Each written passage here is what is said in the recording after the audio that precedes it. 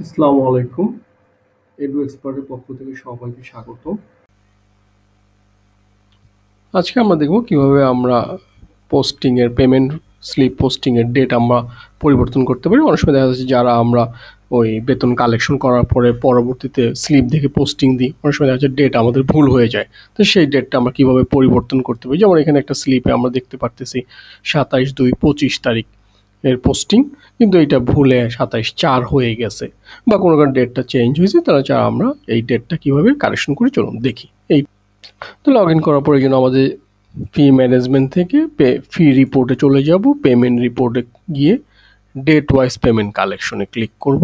Click করে যেই ডেটে আসলে আমাদের পোস্টিংটা হয়েছে সেই ডেটে আমরা খুঁজে বের করব। তাহলে আমাদের এই পোস্টিংটা হয়েছে আমরা 27/2/25 হওয়ার কথা, কিন্তু পোস্টিং হয়েছে 27/4, অর্থাৎ 4 মাসে পড়ে গেছে। তাহলে 27/4-এ আমরা খুঁজে দেখি যে এটা